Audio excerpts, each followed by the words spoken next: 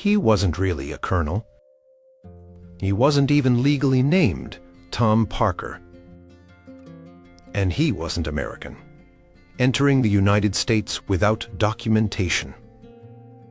Decades after he vanished from his home country, the Netherlands, police there considered him a prime suspect in an unsolved, brutal murder case. He demanded and received an unprecedented 50% of earnings from the biggest star on the planet, Elvis Presley, possibly driven by colossal gambling debts owed to the very casinos where Elvis performed.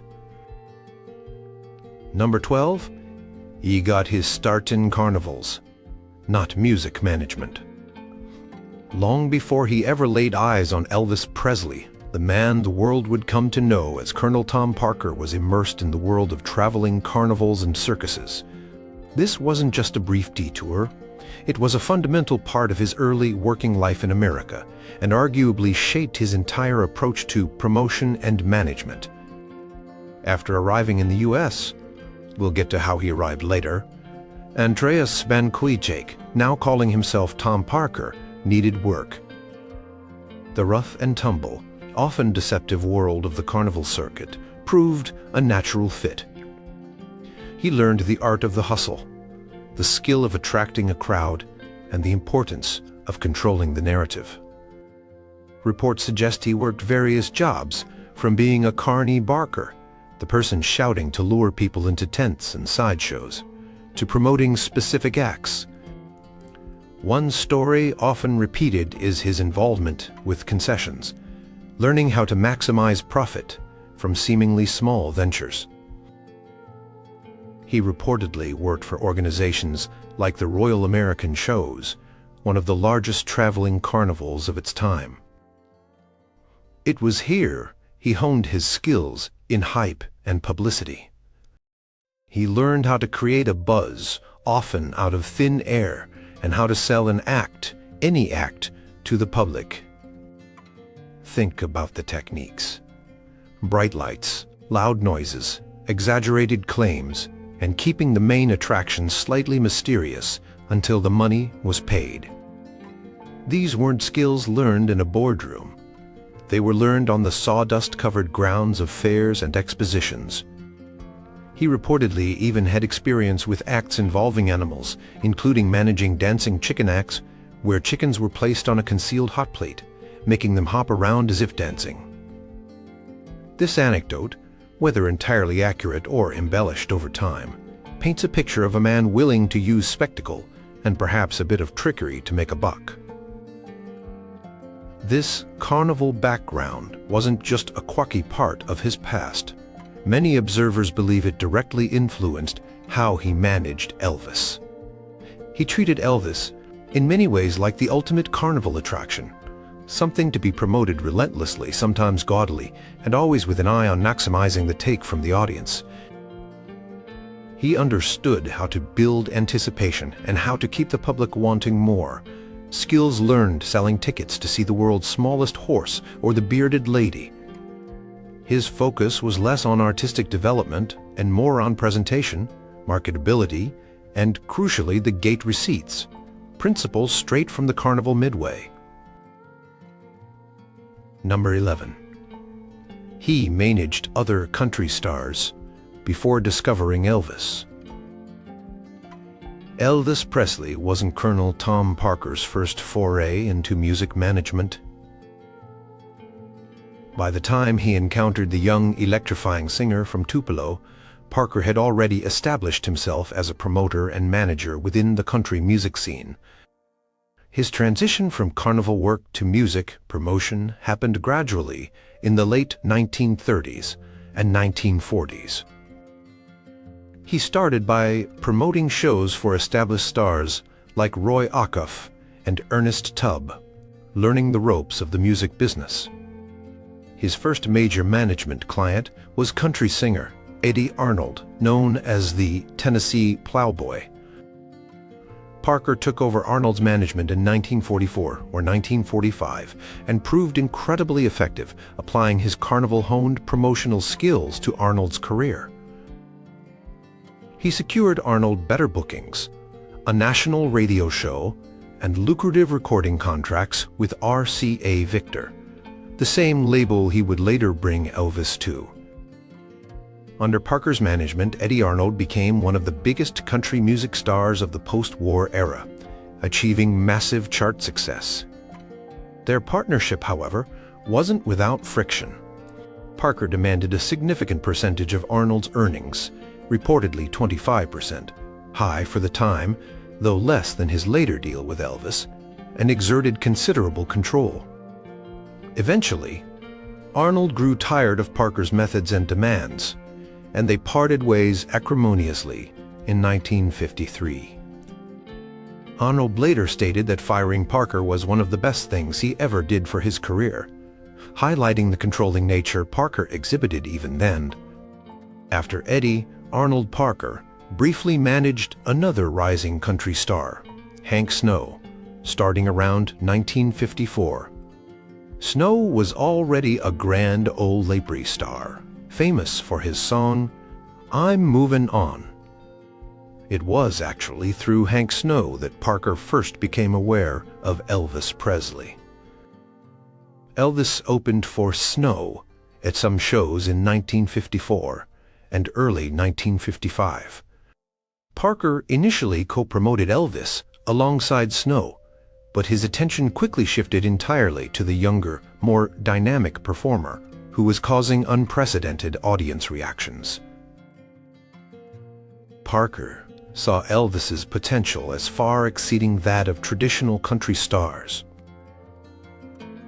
He soon maneuvered to take over Elvis's management completely, effectively pushing Hank Snow aside. Snow reportedly felt betrayed by Parker's actions, believing Parker used him to get to Elvis and then dropped him. These earlier management relationships demonstrate that Parker had a proven track record of identifying talent and aggressively promoting it for financial gain before he ever met Elvis. They also show a pattern of demanding high commissions and exerting tight control, often leading to strained relationships with his artists. His success with Arnold gave him credibility and connections, like at RCA, that were crucial in launching Elvis's national career. Number 10, his colonel title was purely honorary, and he used it everywhere. One of the most enduring images of Tom Parker is the title Colonel. It conjures up images of authority, perhaps military service, and Southern gentility. However, the reality is far more mundane, yet Parker leveraged this title brilliantly throughout his career. Thomas Andrew Parker was never commissioned as a colonel in the United States Army or any other military organization. The title was entirely honorary, bestowed upon him in 1948 by Jimmy Davis, the governor of Louisiana. Davis himself was a former country music singer, famous for "You Are My Sunshine," before entering politics. Giving out honorary colonel titles on the governor's staff was, and still is, in some southern states, like Kentucky, a common practice, a kind of ceremonial perk or thank you for political support or contributions to the state. Parker had been involved in promoting country music in Louisiana and had supported Davis's political campaigns. As a gesture of appreciation, Governor Davis granted him the honorary rank of colonel in the Louisiana State Militia. There was no military obligation, no uniform, though Parker sometimes wore outfits that vaguely suggested one, and no actual authority attached to it. It was simply a piece of paper. But Parker, ever the showman and recognizing the value of image, immediately adopted the title and used it relentlessly. From that point on, he was Colonel Tom Parker. It appeared on contracts, letterheads, promotional materials, and in virtually every press mention. He insisted on being addressed as Colonel. Why? Because it sounded impressive. It lent him an air of distinction and authority, particularly in the entertainment world in the American South, where such titles carried a certain weight. It helped obscure his rather mysterious past and his non-American origins. Who would question the background of a colonel? It was a masterful piece of branding, part of the persona he carefully constructed. It also played into the paternalistic, almost military-like control he exerted over Elvis's career. The title reinforced his image as the man in charge, the commander directing the operation.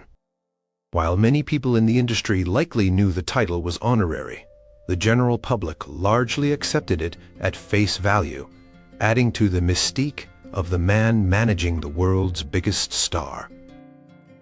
He clung to the title until his death, a constant reminder of his skill in self-promotion and image control learned years before on the carnival circuit.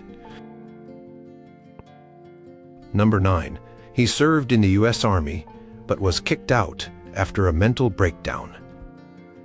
While he wasn't a real colonel, the man-born Andreas van Kuijk did serve in the United States Army, albeit briefly and ending under concerning circumstances. Soon after arriving in the U.S., sometime around 1929, likely entering illegally, the young Dutchman enlisted in the U.S. Army, using the name Tom Parker. Enlisting under an assumed name and potentially without legal residency papers was risky, but perhaps seen as a way to gain legitimacy or even eventual citizenship, though this didn't happen. He served for a few years, initially stationed at Fort Shafter in Hawaii, with the 64th Coast Artillery. Military records from this time are sparse, or have been difficult to access definitively due to the name confusion and his undocumented status. However, what is known is that his military career did not end honorably. Accounts suggest that Parker, still Van Kuijk technically, found military discipline difficult. In 1932, he reportedly went AWOL, absent without leave. After being apprehended, his behavior became increasingly erratic. He suffered what was described as a nervous or mental breakdown. As a result, he was institutionalized for a period and ultimately diagnosed by Army psychiatrists. Some reports state the diagnosis was psychosis or mentioned psychopathic tendencies, deeming him unfit for service. Consequently, he was discharged from the Army in 1933, not honorably but due to this medical psychiatric evaluation. This Army episode is significant for several reasons. First, it's one of the few documented periods of his early life in America, confirming his presence and the use of the Tom Parker name. Second, the circumstances of his discharge, the AWOL incident, and the psychological diagnosis hint at potential underlying issues of authority, stability, or personality that might have influenced his later behavior. Third, and perhaps most importantly, for his future, the discharge under these conditions, combined with his likely illegal entry and use of an alias, almost certainly complicated any potential path to U.S. citizenship. It created an official record, albeit a problematic one, linked to the name Tom Parker, but also highlighted instability and deception. This likely contributed to his lifelong avoidance of seeking official citizenship, or a U.S. passport, a decision that would profoundly impact Elvis Presley's career decades later by preventing international tours. His brief, troubled Army service was another layer in the complex and hidden history of the man who called himself Colonel. Number 8. His real name was Andreas Cornelis van Kuijk. The man known to the world as Colonel Tom Parker, Elvis Presley's larger-than-life manager, was not born with that name. His given name was Andreas Cornelis van Kuijk. He was born on June 26, 1909, in the city of Breda, in the North Brabant province of the Netherlands. He was the seventh child in a working-class family. His father worked as a delivery driver. Growing up in Breda, young Andreas, often called Dries by his family, was known for having an interest in circuses and entertainment that passed through the town. He reportedly worked odd jobs, sometimes related to these traveling shows even as a boy. This early exposure seems to have planted the seeds for his later career path. The name change wasn't a formal legal process documented through courts. It appears to have been an informal adoption of a new identity upon his arrival in the United States.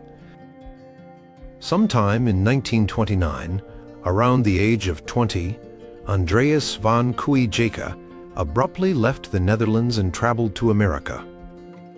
The circumstances of his departure are shrouded in mystery. More on that later. When he surfaced in the US, he began calling himself Tom Parker. Why Tom Parker? The exact reason isn't definitively known, but one persistent story suggests it was the name of the US Army officer who interviewed him when he first arrived or enlisted. Whether he simply liked the sound of it, borrowed it from someone real, or chose it randomly, Andreas van Kuijk effectively shed his old identity. He maintained the Tom Parker persona for the rest of his life. He rarely, if ever, spoke of his Dutch origins or his family back in the Netherlands. He presented himself as an American, often affecting a southern drawl, though some noted inconsistencies in his accent. He successfully concealed his true name and nationality from the public and even from many close associates for decades. It wasn't until the late 1970s and early 1980s, spurred by investigative journalists and legal inquiries following Elvis's death, that his Dutch birth and original name became more widely known. His family in the Netherlands eventually confirmed his identity after seeing photographs and learning details of his life in America.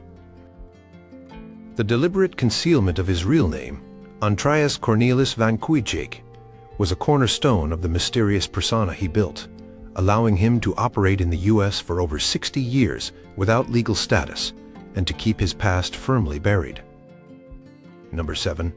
He was an undocumented immigrant his entire life in America. This is one of the most staggering facts about Colonel Tom Parker. Despite living and working in the United States for nearly 70 years and managing the most famous entertainer in the country, he was never a legal U.S. citizen. He remained an undocumented immigrant from the moment he arrived until his death. Andreas van Kuijk entered the United States sometime in 1929. Details of his entry are murky, but it's widely accepted that he did not arrive through official immigration channels.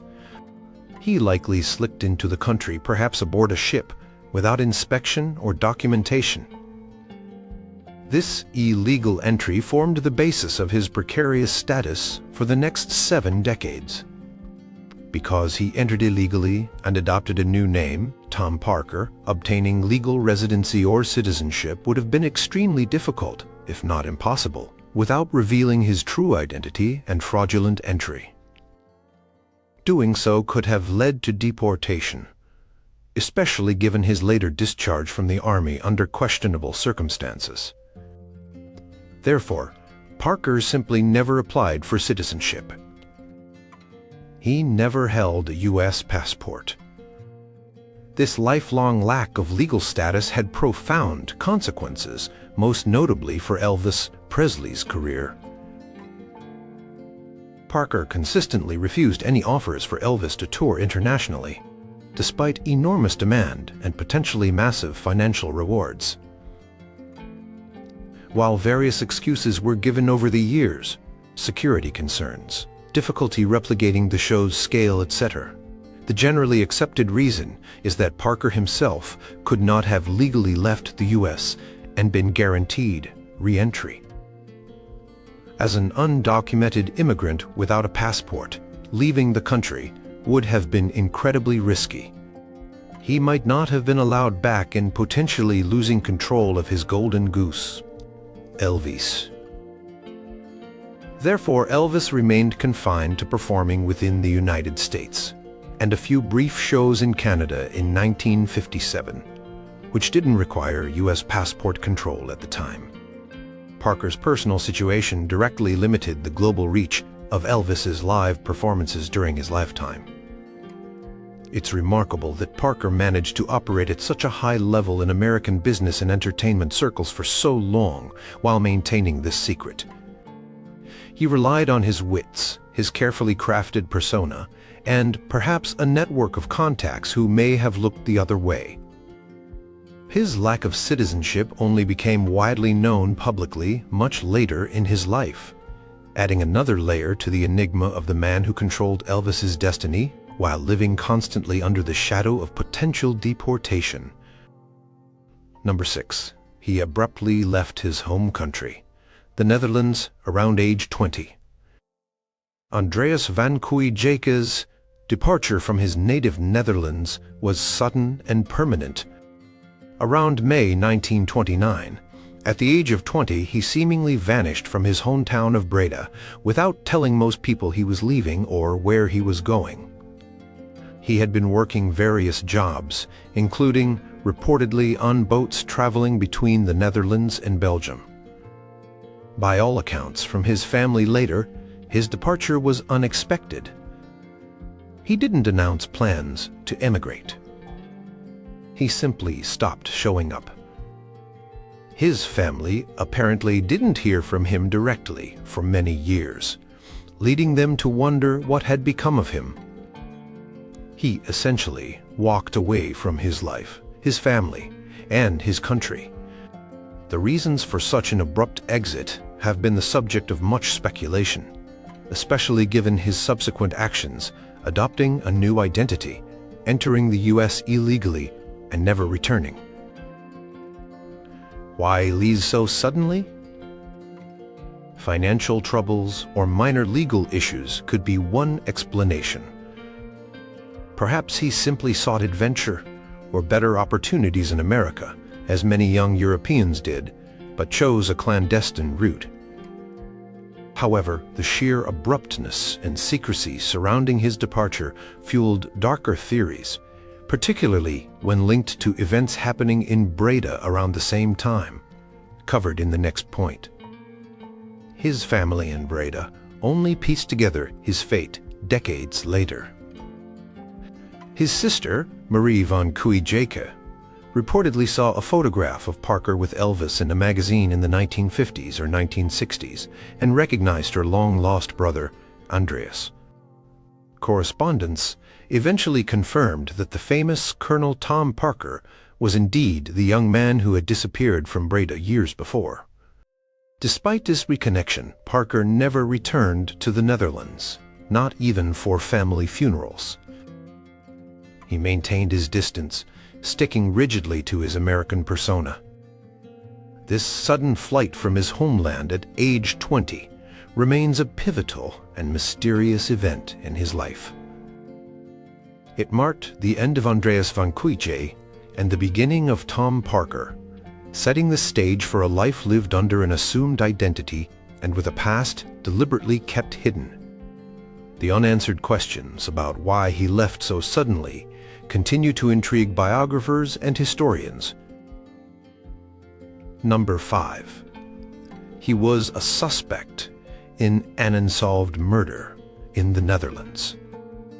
Perhaps the darkest cloud hanging over Colonel Tom Parker's hidden past involves an unsolved murder that occurred in his hometown of Breda just before he disappeared. On May 17, 1929, a 23-year-old newly married woman named Anna van den Enden, sometimes referred to as Anna van der Enden, was found brutally murdered in her home above the grocery store she ran with her husband. She had been bludgeoned to death, and the crime scene was described as horrific. Money was apparently missing from the shop, suggesting robbery as a motive, but the sheer violence seemed excessive for a simple theft. The murder shocked the small city of Breda, and police launched an intensive investigation, but the killer was never found. The case remains officially unsolved. Where does Andreas van Kuijk, Tom Parker, fit in? He lived in Breda at the time, and his sudden disappearance occurred very shortly after the murder, potentially just days later.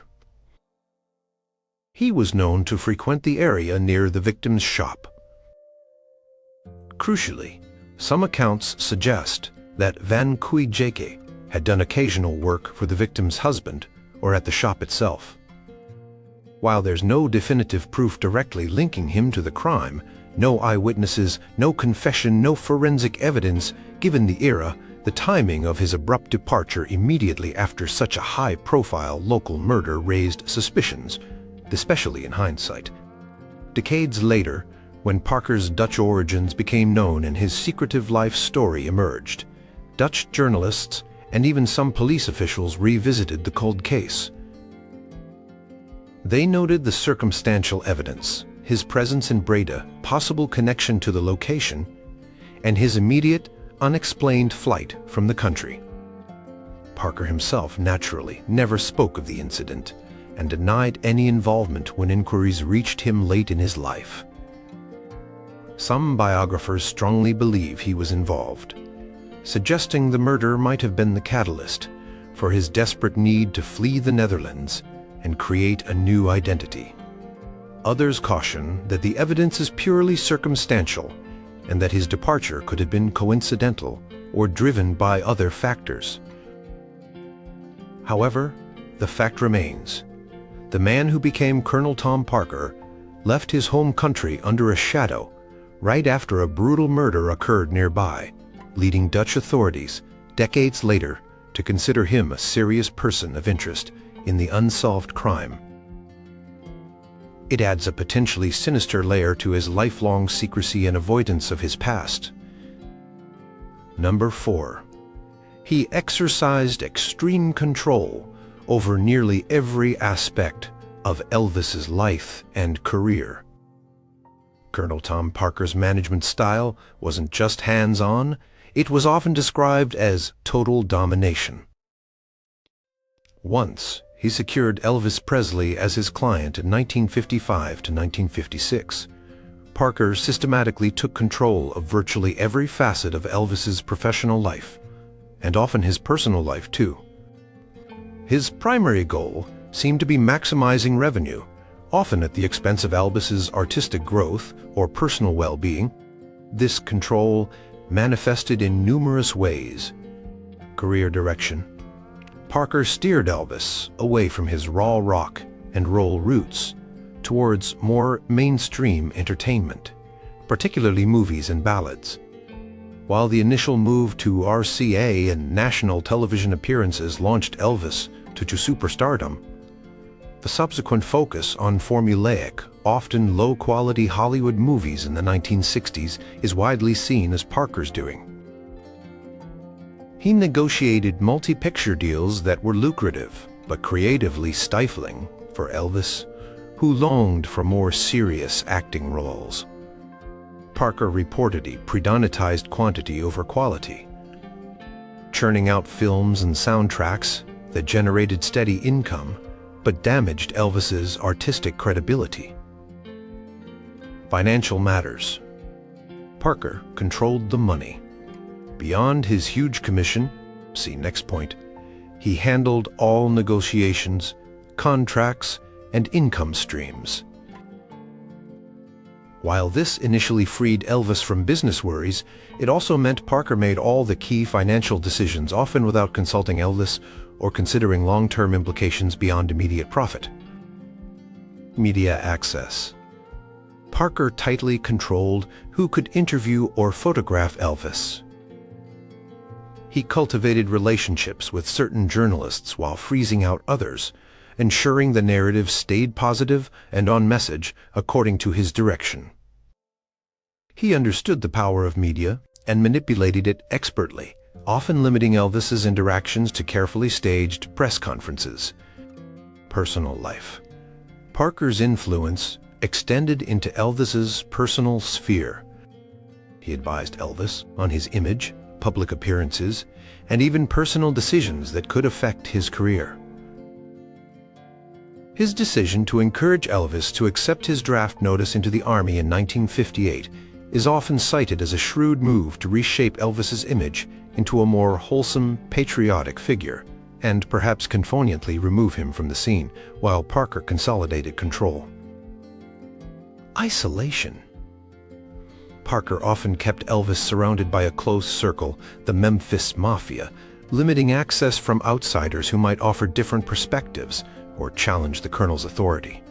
He was known to discourage creative collaborations that he didn't initiate or control. This extreme control ensured Parker remained indispensable and that his financial interests were always prioritized. While it undeniably contributed to Elvis's massive initial success and sustained popularity, many critics and insiders believe Parker's rigid grip ultimately hampered Elvis's artistic potential, contributed to his dissatisfaction, and kept him working relentlessly, even when his health declined, to feed the Parker-controlled money machine. Number 3. His gambling addiction may have driven many career decisions. Beyond his desire for control and commission, another powerful force reportedly drove Colonel Tom Parker's relentless exploitation of Elvis's earning potential: a massive gambling addiction. Parker was a notorious high-stakes gambler, particularly fond of roulette and high-limit casino games in Las Vegas. His gambling habits were not just casual entertainment. By many accounts, they were compulsive and resulted in staggering losses over the years. Numerous sources, including hotel executives, casino employees, and people within Elvis's own circle, have described Parker spending hours upon hours at casino tables, often betting huge sums of money. While he sometimes had winning streaks, his overall losses are believed to have been colossal, running into the millions of dollars over the course of his management of Elvis. The Las Vegas Hilton, formerly the International Hotel, where Elvis performed his legendary Vegas residencies, was reportedly Parker's primary gambling haunt. It's been widely suggested that Parker accrued enormous gambling debts, specifically to the Hilton. Some reports claim these debts reached tens of millions of dollars by the time of Elvis's death. This alleged massive debt created a significant conflict of interest. If Parker owed vast sums to the very hotel where Elvis performed, it gave the hotel immense leverage over him. It also gave Parker a powerful personal incentive to keep Elvis working at that specific venue year after year, often under grueling schedules, regardless of Elvis's own wishes or declining health. The lucrative contracts for Elvis's performances at the Hilton would have generated income needed to service Parker's debts or secure continued lines of credit for his gambling. Critics argue that Parker's personal financial desperation, fueled by gambling, heavily influenced major career decisions, such as locking Elvis into long-term Vegas contracts, demanding relentless touring schedules, and promiscuity. Essentially, Elvis had to keep working to pay off the colonel's alleged gambling markers. While Parker himself downplayed the extent of his gambling, the sheer volume of anecdotal evidence and the logic of his situation strongly suggest that his addiction was a major hidden factor dictating the pace and direction of Elvis Presley's later career, potentially contributing to the star's burnout and health problems. Number 2. He took an unprecedented 50% commission from Elvis. Perhaps the most infamous aspect of Colonel Tom Parker's management deal with Elvis Presley was his commission rate, a staggering 50%. In the music industry, standard manager commissions typically ranged from 10 to 15%, occasionally reaching 20 or 25% for managers who also acted as agents or provided extensive services. Parker's demand for half of Elvis's gross earnings was virtually unheard of, especially for managing a single artist. This 50-50 split wasn't even in place from the very beginning. When Parker first took over Elvis's management in 1955 to 1956, his commission was reportedly closer to the higher end of standard, perhaps 25%. However, as Elvis's fame exploded and the money started rolling in, Parker renegotiated his deal. The precise timing and circumstances are debated, but by the early 1960s, and certainly cemented by the time Elvis returned from the Army, the 50% commission was firmly established. How did Parker justify such an exorbitant rate? He argued that he was more than just a manager. He was a partner involved in every aspect of building and maintaining the Elvis Presley phenomenon. He handled publicity, deal-making, merchandising, and overall strategy. He presented himself as indispensable the architect of Elvis's unparalleled success. Elvis, famously loyal and generally uninterested in the details of business, apparently agreed to this arrangement. Some suggest Elvis felt indebted to Parker for his initial success, or was simply overwhelmed by the scale of his fame and finances, trusting the Colonel to handle everything. Parker's 50% wasn't even necessarily the final calculation. Some reports suggest that Parker's cut might have effectively been more than 50%.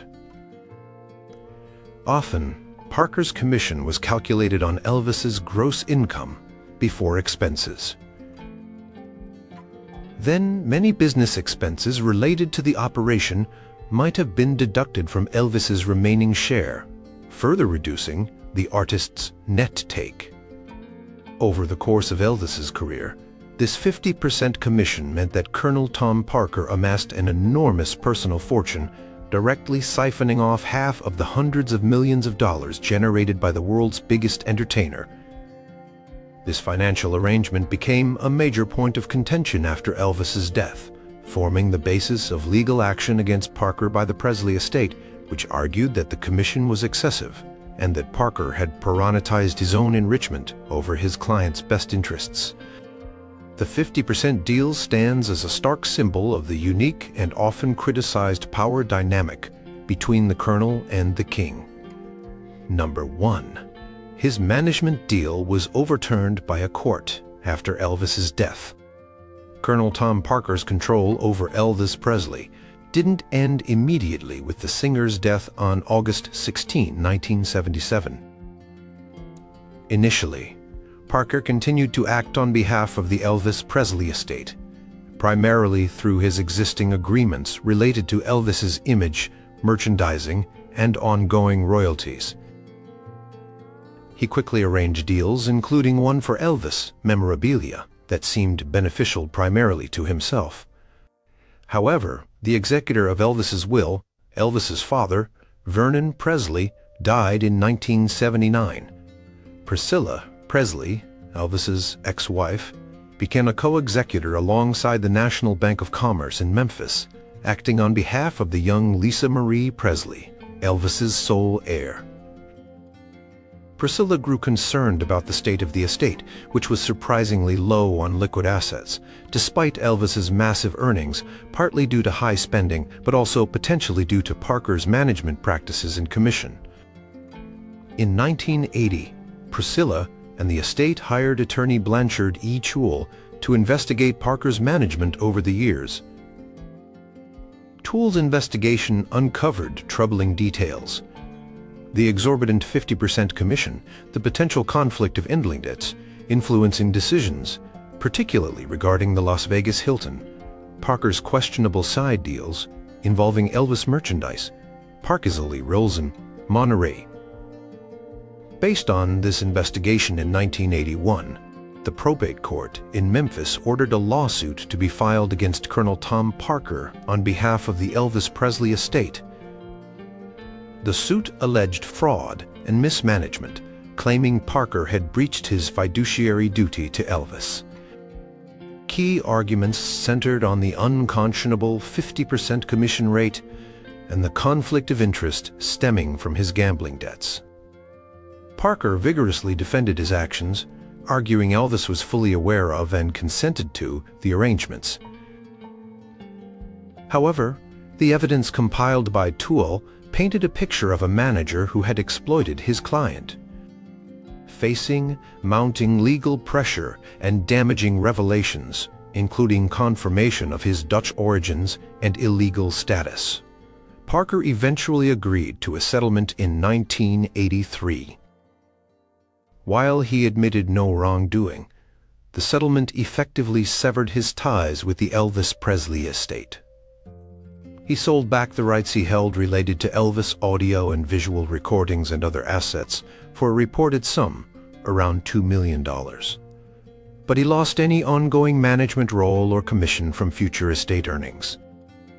The court's intervention, spurred by Priscilla Presley and the estate's investigation, marked the definitive end of Colonel Tom Parker's decades-long, immensely profitable and highly controversial control over the legacy of Elvis Presley.